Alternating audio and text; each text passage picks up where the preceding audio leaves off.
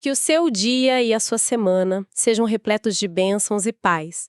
Sejam muito bem-vindos a mais uma análise aprofundada. Olá a todos! Hoje a gente tem um material fascinante, irmãos. É um estudo sobre uma passagem do livro do profeta Ezequiel, o capítulo 30. Um capítulo bem denso. Muito. E, olha, antes que alguém pense que isso é só uma aula de história antiga, o que torna essas fontes tão intrigantes é a forma como elas conectam eventos de, 2.600 anos atrás, com profecias sobre o futuro, um futuro bem distante. Exatamente. A nossa missão aqui é mergulhar nessa interpretação, né? E tentar entender a grande questão que ela propõe. A história pode mesmo ser um mapa ou um ensaio para eventos que ainda nem aconteceram? É exatamente essa tensão que torna o texto tão rico. Ele nos convida a calçar um par de olhos diferente para ler a história. Gostei da imagem. A gente passa a enxergar não só ações de reis e impérios, mas uma narrativa maior se desenrolando. E o ponto central de tudo, como a gente vai ver, gira em torno de uma expressão que aparece o tempo todo: o dia do Senhor. Perfeito. Ok, vamos analisar isso. A fonte que temos em mãos descreve profecias com camadas de significado, quase como um quebra-cabeça, né? Sim, é uma boa analogia. Então vamos começar com essa peça principal. O texto fala de uma terceira profecia e destaca essa expressão, o dia do Senhor, como um termo técnico. O que exatamente as fontes querem dizer com isso? Porque, com certeza não parece ser uma terça-feira qualquer. Não, longe disso. É um dos conceitos mais importantes na profecia bíblica. O que a fonte esclarece, né, é que não devemos pensar num dia literal, de 24 horas. Ah, entendi. Não é um dia do calendário. Exato. É um termo que designa um período. E no seu sentido mais restrito, que é o foco aqui, ele aponta para um período bem específico. Que seria 3 anos e meio de juízos intensos que, segundo essa interpretação, serão executados sobre o mundo inteiro. É um tempo de crise global, sem precedentes. 3 anos e meio. É uma duração muito específica. Isso sugere que não é só uma metáfora para um tempo difícil, mas algo que a fonte entende como um período literal, né? Exatamente. A precisão é intencional. E a sua localização no tempo é igualmente crucial. Como assim? Esse período de juízos não é um fim em si mesmo. Não é o apocalipse final. Ele funciona como uma transição, dolorosa, mas necessária. Ele precede diretamente o estabelecimento de algo completamente novo. Uma nova era. Uma era de paz global, que a fonte chama de reino messiânico mundial. Então, o dia do Senhor é tipo a tempestade que limpa o ar antes do nascer de um novo dia, por assim dizer. Entendi. É o clímax da crise que leva a uma resolução. Mas aqui vem a parte que me parece mais complexa. A fonte diz que o que aconteceu com o Egito, com a invasão de Nabucodonosor da Babilônia, foi um juízo parcial, uma espécie de antecipação. Como é que um evento histórico, que aconteceu há milênios, pode ser um ensaio para esse dia do Senhor futuro? Então, o fascinante aqui é essa ideia que os estudiosos chamam de cumprimento duplo. Cumprimento duplo. Ou tipologia profética. A fonte descreve Nabucodonosor como o primeiro primimotor a executar esse juízo divino sobre o Egito. Esse foi um evento histórico concreto. A gente pode ler sobre isso nos livros de história. A ascensão da Babilônia, a queda da influência egípcia. Certo, foi uma invasão militar real com consequências geopolíticas imensas para a época. Exato. Essa ideia de antecipação é interessante. É como se a história de Nabucodonosor contra o Egito fosse um trailer, mostrando os temas principais e o tom do filme completo que, segundo a fonte, ainda está por vir. Essa é uma analogia perfeita, isso mesmo. O trailer não mostra tudo, mas ele dá o tom, apresenta os personagens, o conflito central. Certo. Da mesma forma, o juízo sobre o Egito, através de Nabucodonosor, na visão da fonte, não esgotou o significado da profecia. Ele funcionou como um prenúncio, sabe? Um modelo em escala menor de um juízo definitivo e muito maior. O filme completo. O filme completo. Segundo essa interpretação, ocorrerá num futuro ainda distante, pouco antes do que o texto chama de vinda de Cristo. E nesse filme completo, quem seria o ator principal no papel de Nabucodonosor? O executor do juízo? A fonte aponta para um poder militar imenso, liderado por uma figura enigmática chamada Rei do Norte.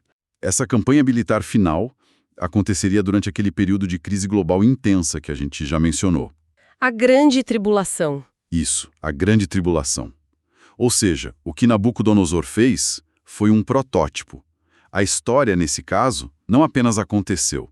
Ela estabeleceu um padrão que, segundo essa visão, vai se repetir de forma muito mais ampla e definitiva. Certo. Essa ideia de padrão é poderosa. Agora, vamos focar no protótipo, no Egito Antigo. A profecia parece ir muito além daquela invasão babilônica específica. Sim, muito além. O texto diz que os versículos 4 a 19 do capítulo 30 ultrapassam o juízo executado pelos babilônios. O que isso quer dizer? Parece que estão falando de um processo bem mais longo. Exatamente isso. E aqui a gente vê a complexidade da profecia. Esses versos, eles não descrevem um único evento como uma batalha decisiva. Eles descrevem um processo de declínio, lento, gradual, agonizante, que se estenderia por séculos. Séculos. A profecia, nesta leitura, abrange diversas fases da história egípcia depois da invasão babilônica. Não foi um nocaute, sabe? Foi uma decadência contínua, prolongada, que afetou o Egito sob o domínio persa, depois grego, romano e por aí vai. E a fonte dá detalhes sobre essa decadência. Como ela se manifestou? Sim, e de uma forma muito visual. A profecia menciona que todas as cidades famosas do país, uma após a outra, se afundariam em destroços. Cidades como Tebas, Mênfis. Exato. Os grandes centros de poder, de cultura, de religião. A fonte enfatiza que não foi um colapso simultâneo, foi uma ruína progressiva. Uma cidade perdia a sua proeminência, depois outra, ao longo de gerações. É como observar um gigante morrendo em câmera lenta, ao longo de séculos. Espere um pouco. A fonte, então, conecta isso com algo que a gente pode ver hoje. E aqui é onde a coisa fica, realmente palpável. Fica bem concreta. Ela diz que os antigos templos idólatras do Egito, que eram o coração pulsante da civilização deles, hoje são basicamente locais de escavações arqueológicas onde não há mais adoração alguma. Isso é mais do que uma observação de guia turístico. Muito mais. O texto chama isso de um sinal visível de que Deus detesta a idolatria. Nossa, isso é uma afirmação muito forte. É a afirmação central de todo o argumento sobre o Egito. Da perspectiva da fonte, a ruína física e o silêncio nesses locais não são só fatos históricos ou arqueológicos. Não é só algo para turista fotografar. Certo. Eles são a materialização de um princípio espiritual. O fato de que a adoração a Amon-Ra, Ísis, Osíris, simplesmente cessou e os templos grandiosos que sustentavam essa fé viraram pó, isso é interpretado como um testemunho duradouro. É uma prova visível e contínua do juízo divino contra a idolatria. Então o que a fonte está dizendo é que os arqueólogos, talvez sem nem se darem conta, estão desenterrando o que seria uma prova material de um juízo divino pronunciado há mais de 2.500 anos. Exato. Isso muda completamente a perspectiva de uma visita às ruínas do Egito. O ingresso que se compra para ver Karnak é, nessa visão, uma entrada para uma cena de juízo divino congelada no tempo. Exatamente. A arqueologia, nesse caso, se torna uma confirmação da profecia. A poeira do deserto que cobre aquelas ruínas conta uma história teológica segundo essa interpretação. O silêncio nos templos é mais eloquente do que qualquer discurso. Impressionante. É o cumprimento visível e permanente da palavra profética que dizia que os ídolos do Egito seriam destruídos e sua adoração extinta. Essa imagem das ruínas como um testemunho silencioso é muito forte. Isso me leva a pensar no homem que, segundo a fonte, iniciou todo esse processo. Nabucodonosor. Certo. A fonte fala de uma quarta profecia, mais específica sobre ele, certo? Como foi esse confronto inicial que deu pontapé em séculos de declínio? Certo. Agora a gente sai da visão de longo prazo e mergulha num momento histórico bem específico. Essa parte da profecia é mais ancorada em eventos concretos, né?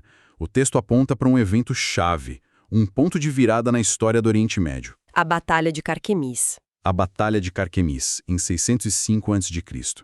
Nessa batalha, o exército egípcio foi decisivamente derrotado pelos caldeus, que é outro nome para os babilônios, liderados por Nabucodonosor. Uma leitura mais cética, claro, diria que isso é só a dinâmica geopolítica da época, né? O Egito era um império antigo em declínio, a Babilônia era a nova potência em ascensão. Acontece. Sim, claro. Como a fonte argumenta que isso foi mais do que apenas o fluxo e refluxo natural dos impérios? Essa é a questão fundamental. Do ponto de vista puramente secular, foi exatamente isso, geopolítica. Mas, na perspectiva da fonte, a pergunta não é o que aconteceu, mas por que aconteceu daquela forma e naquele momento.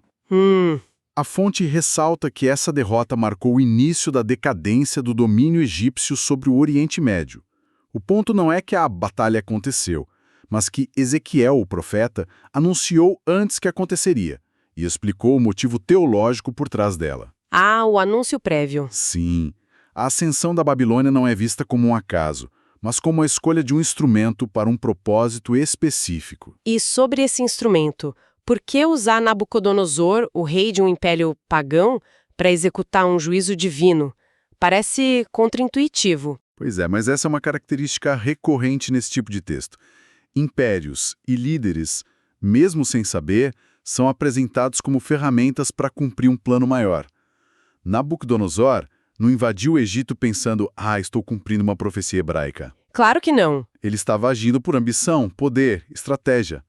No entanto, para o profeta, as motivações do rei babilônico eram secundárias. A ação dele, independentemente da intenção, se alinhava perfeitamente com o que havia sido decretado. Eu gosto muito da imagem que a fonte usa, extraída da própria passagem de Ezequiel, para descrever isso, a ideia de que Deus havia quebrado o braço do faraó e que a invasão futura lhe quebraria os dois braços. É uma metáfora brutal. Muito. Mas ela transmite perfeitamente uma ideia de perda de poder, total e progressiva. É brutal, mas incrivelmente eficaz.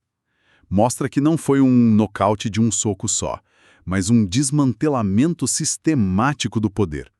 O primeiro braço quebrado em Carquemis foi a perda da capacidade do Egito de projetar poder para fora das suas fronteiras. O poderio militar ofensivo. Exato. Eles não podiam mais intervir em Israel, na Síria, o alcance deles foi cortado. E o segundo braço? O segundo braço quebrado representa a subsequente invasão do próprio território egípcio por Nabucodonosor anos depois. Isso quebrou a capacidade do faraó de se defender em casa. Primeiro, ele não pode mais atacar. Depois, não pode mais se defender. É a anulação completa do poder militar. Completa. E o fascinante é como o texto conecta diretamente a ação histórica de um império, a Babilônia, como sendo a execução de um juízo previamente anunciado.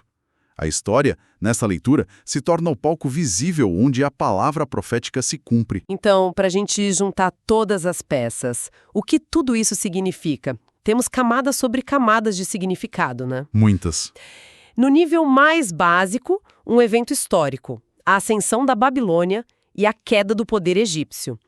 Mas esse evento, segundo a fonte, funciona como um protótipo, uma antecipação de um dia do Senhor, futuro e global. Isso. E no coração de tudo, tanto na história passada quanto na profecia futura, há uma mensagem muito forte sobre as consequências da idolatria e do orgulho nacional. Exatamente.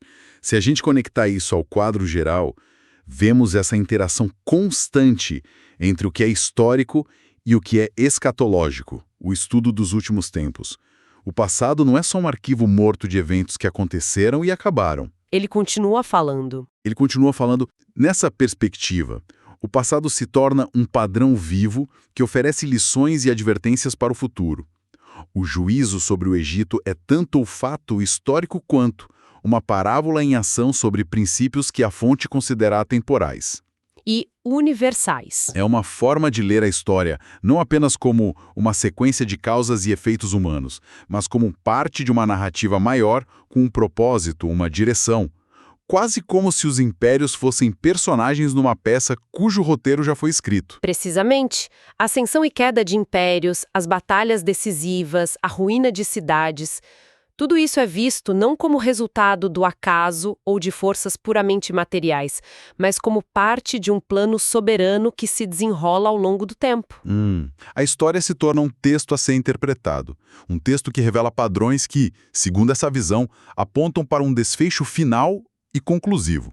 O que aconteceu com o Egito é um capítulo, não o livro inteiro. E isso nos leva a uma reflexão final, inevitavelmente. Se eventos históricos, de acordo com esta interpretação, podem carregar um significado profético tão denso, ligando o passado a um futuro distante, como isso nos convida a observar os grandes acontecimentos e as mudanças de poder do nosso próprio tempo? É uma ótima pergunta. Que sinais visíveis, para usar a expressão da fonte, poderiam estar se desenrolando ao nosso redor se a gente aplicasse uma lente de análise semelhante? É algo para se pensar. Com certeza. Que Deus abençoe todos os ouvintes.